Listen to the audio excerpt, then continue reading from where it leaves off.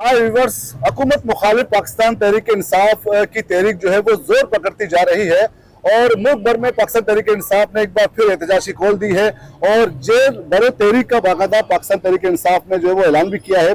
लेकिन इस पर अब तक कहाँ तक अमल दरामद हुआ है और अब तक कितने वर्कर्स और रहनुमाओं ने जेल भरो तहरीक के लिए तैयारी शुरू की है, इस पर बात करते हुए हमारे साथ मौजूद है सीनियर सहाफी तलत महमूद। और तलत से बात करते हैं कि इस पर अब तक क्या पेशरफ्त हुई है पाकिस्तान तहरीक इंसाफ की जाने से। जी तलत, ये बताएं कि आपको रिपोर्टिंग भी करते रहे पाकिस्तान तहरीक इंसाफ और दीगर पॉलिटिकल पार्टियों को करीब से देख रहे हैं, अब तक ये बताएं कि कराची में इस वक्त क्या सूरत है, कितने वर्कर्स ने और रहनुमाओं ने अब तक जेल भरो तहरीक के लिए फॉर्म भरे हैं? देखिए शफी, यहाँ मैं आपको ये बताऊंगा कि जो पाकिस्तान तहरीक इंसाफ है वो कराची की सबसे बड़ी जमात होने का दावा कर रही है। कराची में उनके इस वक्त 29 के करीब MPA हैं, 14 के करीब MNA उनके थे जो अब हटा दी गई ज़मीनी इलेक्शन में दोबारा वो आ रहे हैं। तो अपने आप को खुद को ये कहते थे कि कराची का जो स्टेक है ना वो हमारे पास है।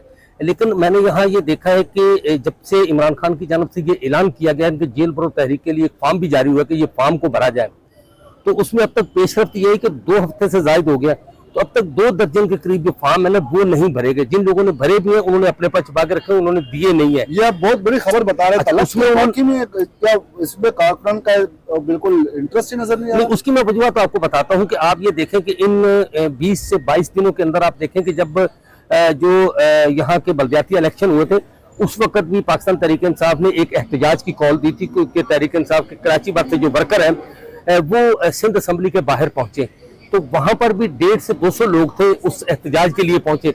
जहां एक और आपको मैं बात बताऊं कि उन्होंने कराची के बलदियाती इलेक्शन के लिए जो टिकट जारी किए थे 4800 लोगों को टिकट जारी किए थे, जिसमें चेयरमैन, वाइस चेयरमैन, काउंसलर और जो किसान की सीटें वो सारी सीटें मिलाकर उनके 4800 थे जिनको उन्होंने टिकट जारी किए थे। लेकिन कितने थे? 150 के करीब लोग नहीं थे। उसके बाद उन्होंने अगले दिन इमरान खान से इज़हार यकजहती के लिए 2 दिन के बाद नुमाइश चौरंगी पे एक एहतजाज किया था।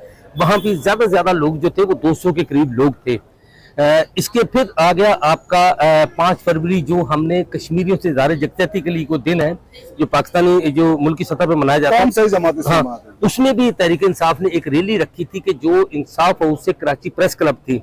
आप यकीन करें शफी कि उस रैली को देख के हमें शर्मिंदगी हो रही थी कि उसमें 100 लोग नहीं थे और कॉलें कर करके लोगों को बुलाया जाए, को आने को तैयार नहीं था। तो मेरी कुछ वर्कर जो है ना जो इनके साथ 20 से 22 साल से इनके साथ वर्कर हैं, मेरी उनसे बात हुई, उन्होंने ये कहा जी हम क्यों फॉर्म भरें, लूट के तो खा गए MPA MNA जिन्होंने मरात ली है, हम फॉर्म भरेंगे, हम जेलों में जाएंगे, हमारी तो कुछ जमानत भी नहीं कराएगा तो हम तो नहीं भरेंगे। पहले MPA MNA जो है वो जेलों में जाएं, तहरीक भरें, फिर हम उनको देखेंगे और फिर उसके बाद हम सोचेंगे। ये नहीं कहा कि हम उनके पीछे आएंगे, उन्होंने कहा हम इस पर फिर सोचेंगे। रिसेंटली 3 दिन पहले जो फरदौशी नकवी हैं वो अपने एक केस की जमानत के सिलसिले में वो सोल्जर बाजार थाने गए थे, तो उन्होंने ये कहा था कि जितने लोगों ने भी जेल भरो तहरीक में हिस्सा लेना वो वहां आए। तो आप यकीन करें अगर फुटेज उठा के देखते हैं टोटल 9 लोग थे फरदौशी नकवी समेत जो वहां खड़े थे। तो मैंने कहा आपने तो इतने बड़े बड़े दावे किए थे, तो वो प्रेस कॉन्फ्रेंस छोड़कर ही चले गए थे कि मैं इस पे अब बात क्या करूं। तो ये हाल है इस पाकिस्तान तहरीक इंसाफ का, कोई जेल भरो तहरीक में जाने के लिए उनका कारकुन जो है वो तैयार नहीं है। लेकिन तलत हम ये भी देख सकते हैं कि बल्दियाती इलेक्शन में भी पाकिस्तान तहरीक इंसाफ कराची की मतलब तीसरी बड़ी जमात तो बनकर सामने आई ना, तो फिर वो मैंडेट पे तहरीक इंसाफ का कहाँ है जब कारकुनान उस तहरीक में सामने नहीं आ रहे हैं? तो वोटर्स तो हैं यहाँ पर तहरीक इंसाफ। मैंने पहले आपको एक बात बताई कि कराची में जिस जमात की कौमी असम्बली की 14 सीटें हों, सूबाई की 29 सीटें हों, बड़ी तो आप कराची देखें उनको कम से कम जो बल्दियाती थे सीटें उसके ऊपर उनको 100 से ज्यादा सीटें जो थी ना वो लेनी चाहिए थी। कितने लिए? 40। अब हाल इनका यह है कि उस 40 के ऊपर भी अभी तगोदो हो रही है। मुझे नहीं लगता कि वो 40 भी इनके रहेंगे, वो भी पर तोड़ने जो हालात इस वक्त पाकिस्तान तहरीक इंसाफ के चल रहे हैं वो भी कहीं और उड़ान भरने वाले कि हम कहीं और किसी के साथ मिलके वो बैठे। तो पाकिस्तान तहरीक इंसाफ की कराची के अंदर वो बात नहीं है जो 2018 में थी, जो 2017 में थी और उसके बाद फिर इलेक्शन के 1 साल तक जो कहानी चली वो नहीं। अब तो पाकिस्तान तहरीक इंसाफ के जो अपने उनके जो कराची डिवीजन की जो उनकी क्यादत है हमने देखा है कि वो नहीं होती, कहीं बुलाया जाता तो वो पूरी नहीं आती। कोई MPA सारे जो है ना वो नहीं आते, डर के मारे के कहीं वहां गिरफ्तार ना हो जाए। लेकिन सियासी जमातों के जो कारकुन होते हैं, जो क्यादत होती है, उनको तो गिरफ्तारियों का डर ही नहीं होना चाहिए ना। वो तो पहले दीगर सियासी जमातें भी आपने देखी है ना, वो सबसे पहले गिरफ्तारियां देती हैं जाके।